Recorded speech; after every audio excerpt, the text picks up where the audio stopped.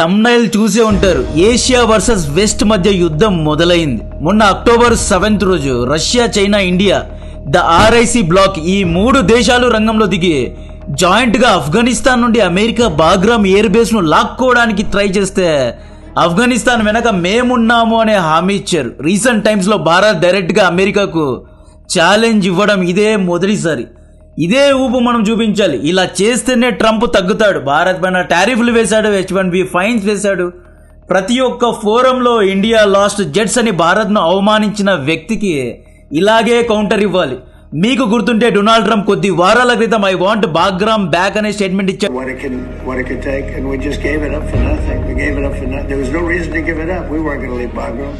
America Afghanistan లో 20 ఏళ్లు యుద్ధం చేసి ఓడిపోయింది. $3 ట్రిలియన్ నష్టపోయింది. 1400 యుద్ధ విమానాలు కోల్పోయింది. ఇయర్ 2021 లో అమెరికా ఆఫ్ఘనిస్తాన్ నుండి వెనక్కి పారిపోయింది. ఈ వీడియో చూసే ఉంటారు. అప్పట్లో ట్రెండ్ అయిన వీడియో. అమెరికానే నమ్ముకున్న అష్రఫ్ గనీ ప్రభుత్వాన్ని తాలిబాన్ కు వదిలేసి అమెరికా వెళ్లిపోయింది. 2021 వరకు బాగ్రామ్ మిలిటరీ బేస్ అమెరికాకు సెంటర్ కమాండ్ సెంటర్ గా ఉండేది. ఈ మిలిటరీ బేస్ కాబూల్ కు దగ్గరలో ఉంది. ఇప్పుడు ఈ బేస్ తాలిబాన్ కంట్రోల్లో ఉంది. అయితే మొన్న ట్రంప్ ఈ బాగ్రామ్ బేస్ నాకు కావాలి, తాలిబాన్ ఇవ్వలేదు అంటే లాక్కోవాల్సి వస్తుంది, I'm very serious about it అనే వార్నింగ్ ఇచ్చాడు. సో బాగ్రామ్ బేస్ పంచాయతీ విషయం మీద Afghanistan foreign minister Amir Khan Muttaqi October 7 Moscow చేరుకున్నారు. అక్కడ India, Kazakhstan, China, Kyrgyzstan, Russia, Tajikistan, Uzbekistan ఇలా దాదాపు 10 దేశాలు ఉన్నాయి. ఈ దేశాల్లో ఇరాన్, పాకిస్తాన్ దేశాలు కూడా పాల్గొన్నాయి. అమెరికా బలవంతంగా బాగ్రామ్ పై అటాక్ చేస్తే ఆఫ్ఘనిస్తాన్ ఫైటర్స్ కు యుద్ధ ఆయుధాలు ఇవ్వడానికి, దౌత్యపరంగా యుద్ధం చేయడానికి సిద్ధంగా ఉన్నామనే సందేశం ఇండియా, చైనా, రష్యాతో కలిసి ఇచ్చింది. ఈ మీటింగ్ లో పాకిస్తాన్ ఎందుకుంది అనే డౌట్ మీకు వచ్చి ఉండాలి. పాకిస్తాన్ గుంటనక్క నీతి గురించి ఎక్స్ప్లెయిన్ చేసే ముందు మీ నుండి కేవలం 1 మినిట్ తీసుకుంటున్నా. భౌగోళిక రాజకీయాలు భారత ఆర్థిక వ్యవస్థను ఎయిదర్ ముంచుతాయి లేదా శిఖరాగ్ర స్థాయికి తీసుకెళ్తాయి. భారత్ అన్నిటికీ ప్రిపేర్ అయి ఉండాలి. మీరు ఆర్థికంగా మీ ఫ్యూచర్ గోల్స్ ను సెట్ చేసుకున్నారా? పెట్టుబడి అంటేనే భయపడే పరిస్థితి ఇప్పుడు ఉంది. లాసెస్ వస్తాయేమో, ప్రాఫిట్స్ కు ట్యాక్స్ కట్టాలేమో, మార్కెట్స్ అనేది అప్ అండ్ డౌన్ లో ఉంటుంది అనే డౌట్స్ ఆబ్వియస్లీ అందరిలో ఉంటాయి. But Canara HSBC life Nifty 500 multi factor 50 index fund మీ పెట్టుబడికి గ్యారెంటీ ఇస్తూ క్యాపిటల్ గ్యారంటీడ్ NFO ను తీసుకొచ్చింది. మెచ్యూరిటీ సమయంలో మీ పెట్టుబడిని సేఫ్ గా ఉంచుతూనే మార్కెట్ ఎప్పుడైతే బాగా పర్ఫార్మ్ చేసినప్పుడల్లా ప్రాఫిట్స్ ను కూడా తీసుకొచ్చే స్కీమ్ తీసుకొచ్చారు. ఈ NFO యొక్క లాస్ట్ డేట్ అక్టోబర్ 13. ఒకవేళ దీని గురించి తెలుసుకోవాలి అనుకుంటే దీని యొక్క లింక్ ను డిస్క్రిప్షన్ లో కమెంట్ బాక్స్ లో ఇస్తున్నా. QR కోడ్ లో స్కాన్ చేసి కూడా దీని గురించి పూర్తిగా చదువుకోవచ్చు. దీని యొక్క NAV ₹10. సిన్స్ ఇన్సెప్షన్ ఈ NFO యొక్క ఇండెక్స్ దాదాపు 21.1% CAGR ను ఇచ్చింది. ఓవర్ ద లాస్ట్ 5 ఇయర్స్ లో ఇది 29.8% CAGR ను ఇచ్చింది. ఇది బ్యాంక్ రిటర్న్స్ కంటే టిపికల్లీ హయ్యర్ అని వీళ్ళు చెబుతున్నారు. దీంతో పాటు మీ మంత్లీ ప్రీమియం లో 120 టైమ్స్ లైఫ్ కవర్ కూడా ఇందులో ఉంటుంది. ప్రతి ఇయర్ అప్ టు 2.5 lakhs ఇందులో ఇన్వెస్ట్ చేస్తే వచ్చే ప్రాఫిట్స్ అనేవి tax free.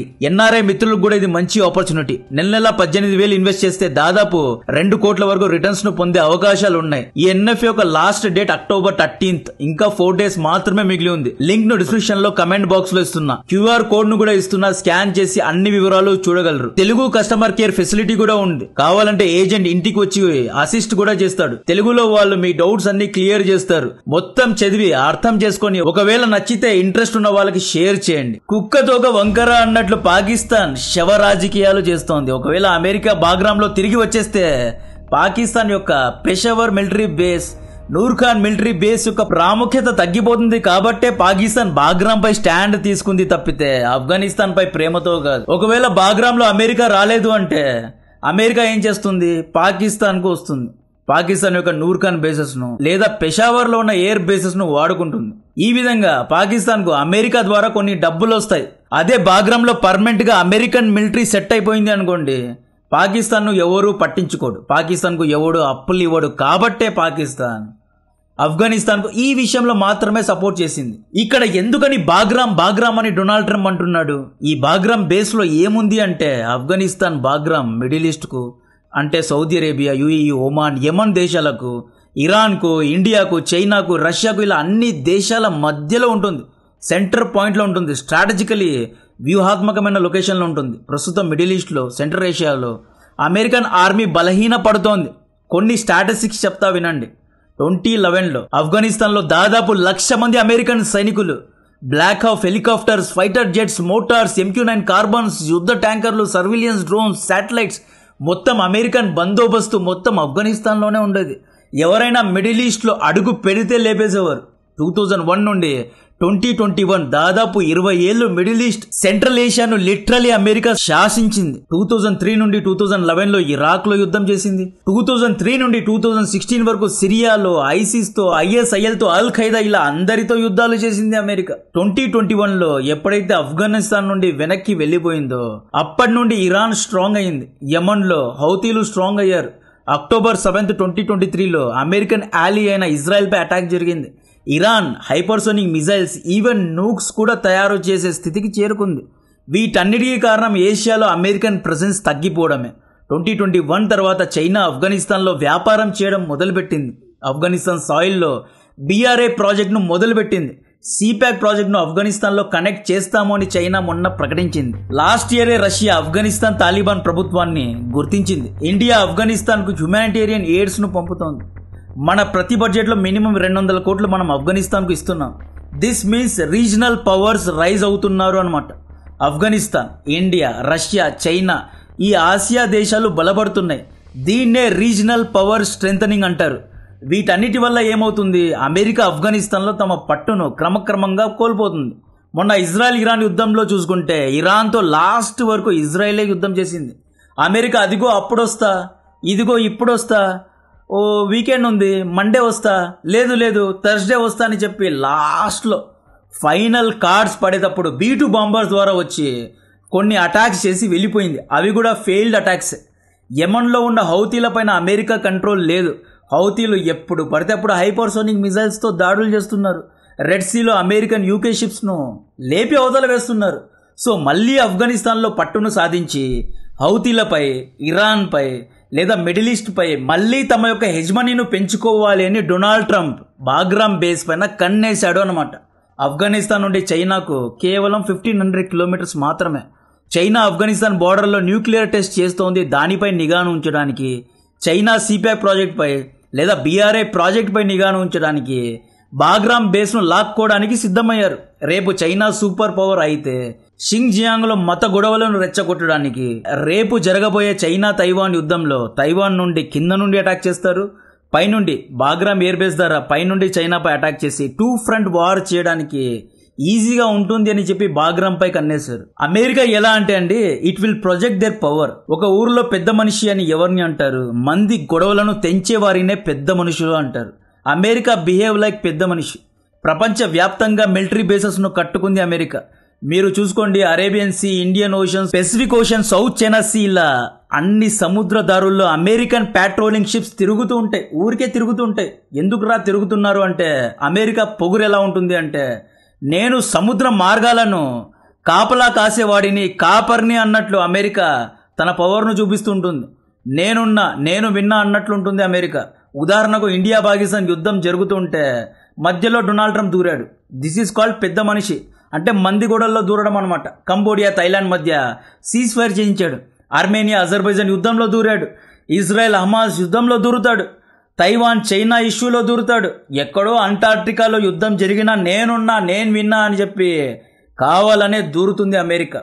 Because they want to show their influence and power అనమాట. ఎక్స్పాండ్ చేస్తుంది తమ పవర్ను.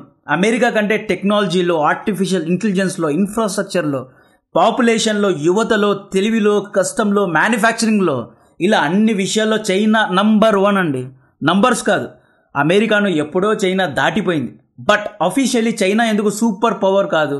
ఎందుకు చైనాను సూపర్ పవర్ అని పిలవరు అంటే, చైనాలో పెద్ద మనిషి క్వాలిటీస్ లేవు. చైనా మంది గొడవల్లో దూరదు, యుద్ధాలు చేయదు. యుద్ధం అంటే ఆమడి దూరానికి పారిపోతుంది చైనా. అమెరికాకు ప్రపంచవ్యాప్తంగా 700 మిలిటరీ బేసెస్ ఉన్నాయి. చైనా దగ్గర కేవలం ఒక్క మిలిటరీ బేస్ మాత్రమే ఉంది. అది కూడా జబోతిలో ఉంది. అమెరికా బాగ్రామ్లో మిలిటరీ బేస్ను కట్టుకొని రీజనల్ పవర్ ప్రొజెక్షన్ చేయాలి అనుకుంటోంది. రీజనల్ పవర్ డైనమిక్స్ను మార్చాలి అనుకుంటోంది. సింపుల్గా చెప్పాలి అంటే అమెరికా థింకింగ్ ఎలా ఉంటుంది అంటే, Afghanistan, China, India, Iran close అవుతున్నారా? రీజనల్ పవర్ చూపిస్తున్నారా? అయితే నేను ఆఫ్ఘనిస్తాన్లో మిలిటరీ బేస్ను కట్టుకుంటా ఇలా థింక్ చేస్తుంది అమెరికా. ఆఫ్ఘనిస్తాన్లో నేను నా పవర్ని చూపించుకుంటా అంటుంది. చైనా, బంగ్లాదేశ్, ఇండియా క్లోజ్ అవుతున్నారా? కలిసి ఓడరేవులు కట్టుకుంటున్నారా? కలిసి వ్యాపారాలు, అప్పులు ఇచ్చిపుచ్చుకుంటున్నారా? అయితే ఈ ముగ్గురిని విడగొట్టడానికి సెయింట్ మార్టిన్లో నేవల్ బేస్ను కట్టుకుంటా ఉంటుంది అమెరికా. సౌత్ చైనా సీలో China, Philippines, Vietnam, Malaysia, Singapore ఈ చింగి దేశాలు ఒక్కటవుతున్నారా? తమ కల్చర్ను ఒక్కటి చేస్తున్నారా? కలిసిపోతున్నారా? అయితే వీళ్ళను విడగొట్టడానికి ఫిలిప్పీన్స్లో నేను మిలిటరీ బేస్ను కట్టుకుంటా అంటుంది అమెరికా. India, China దగ్గరవుతున్నారా? అయితే లదాఖ్లో గొడవలు రేకెత్తిస్తా, ప్రొటెస్టులు చేయిస్తా అంటుంది అమెరికా. ఇండియా, చైనాను విడిదీస్తా అంటుంది. ఇరాన్, సౌదీ ఉమ్మా అంటున్నాయా? ఇస్లామిక్ నాటో అంటున్నారా? అయితే వీళ్ళిద్దరి మధ్య షియా సున్ని గొడవలు తెస్తా, లేదా ఐసిస్ను రెచ్చగొట్టి సౌదీ అరేబియాకు చెక్ బేట్ పెడతా ఉంటుంది అమెరికా. ఎవడైనా ఎదుగుతున్నారు అంటే వాడి కాళ్ళు పట్టుకొని లాగే యుద్ధనీతి యుఎస్ఏ. దీన్నే కౌంటరింగ్ రైజింగ్ పవర్స్ అంటారు, షోయింగ్ స్ట్రాటజిక్ ఇన్ఫ్లుయెన్స్ అంటారు. నెక్స్ట్ ఏంటి? అమెరికన్ టార్గెట్ ఇరాన్ పైన ఉంది. నెక్స్ట్ ఇరాన్ ఇజ్రాయెల్ పార్ట్ 2 రాబోతోంది. అక్టోబర్ 10 తర్వాత తెలుస్తుంది. గాజాలో పీస్ అయిపోయింది, సీజ్ ఫైర్ జరిగింది, ఇవేమీ లేదు, ఇవన్నీ trash. Hamas, Qatar actually USA ట్రాప్లో పడ్డారు. డొనాల్డ్ ట్రంప్ ట్రాప్లో పడ్డారు. Donald Trump eyeing on Gaza land. గాజాను ఒక సీ వ్యూ రిసార్ట్ చేయాలి అనుకుంటున్నాడు డొనాల్డ్ ట్రంప్. గాజాలో Trump construction companies దిగనున్నాయి.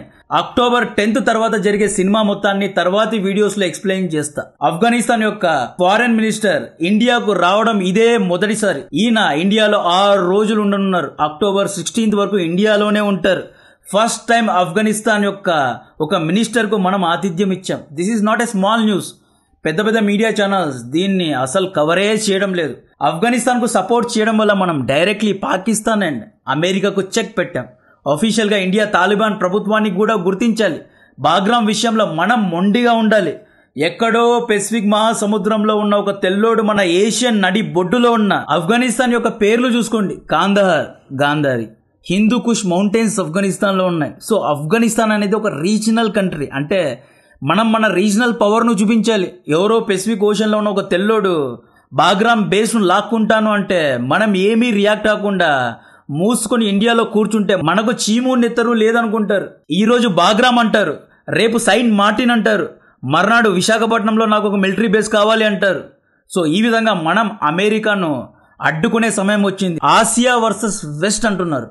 America నాటోను super power పదవి నుండి దింపడానికి రష్యా, ఇండియా, చైనా వేసిన ఒక ప్లాట్ఫామ్ ఇది. ఇప్పుడు గేమ్ మొత్తం వెస్ట్ వర్సెస్ గ్లోబల్ సౌత్ ఈ ఇద్దరి మధ్య జరగనుంది. కాంటెంట్ నచ్చితే వీడియోను లైక్ చేయండి, ఛానల్ను సబ్స్క్రైబ్ చేసి అందరికీ షేర్ చేయండి. జై హింద్. బిగినింగ్ ఆఫ్ ద వీడియోలో ఎక్స్ప్లెయిన్ చేసినట్లు ఈ ఎన్ఎఫ్ఏ యొక్క లాస్ట్ డేట్ అక్టోబర్ 13. ఇంకా 4 days మాత్రమే మిగిలి ఉంది. లింక్ ను డిస్క్రిప్షన్ లో కమెంట్ బాక్స్ లో ఇస్తున్నా. క్యూఆర్ కోడ్ ను స్కాన్ చేసి అన్ని వివరాలు తెలుసుకోగలరు. దీని గురించి ఇంట్రెస్ట్ ఉన్న వాళ్ళకి ఈ ఎన్ఎఫ్ఏను షేర్ చేయండి.